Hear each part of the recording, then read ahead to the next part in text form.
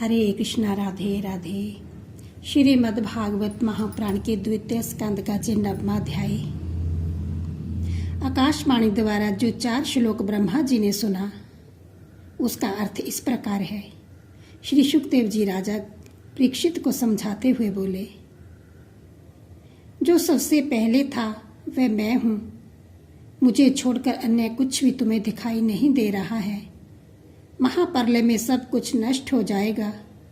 पेड़ पौधे, जीव जंतु, नभचर, जलचर और पृथ्वी भी विलीन हो जाएगी। सिर्फ मैं रहूँगा।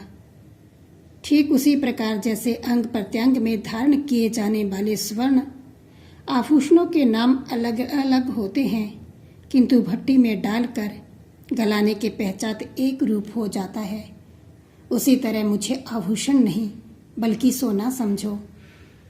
अनेक रूप धारण करके अलग अलग नामों से मैं पृथ्वी पर प्रकट होता हूँ।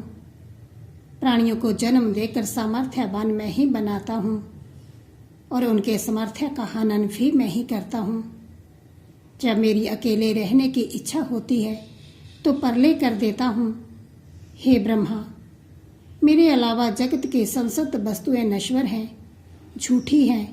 अगर सत्य है तो वह मैं हूँ। जीवों का प्राण मैं हूँ। संसद जगत को प्रकाशित करने वाला मैं हूँ। जब मेरा प्रकाश प्राणी के शरीर से अलग होकर पुनः मेरे पास आ जाता है तो प्राणी मृत हो जाता है। मनुष्यों में विभाजित 4 वर्णों में मेरा एक सा रूप है, अतः सभी जीवों को एक समान समझना चाहिए। मैं मोतियों की माला का धागा हूँ, जिसके बिना मोतियों की कोई मूल्य नहीं है। अतः संसारी माया में ना फंसो और मेरे नाम का तप करो, तभी तुम्हें मेरा दर्शन लाभ कर सकोगे।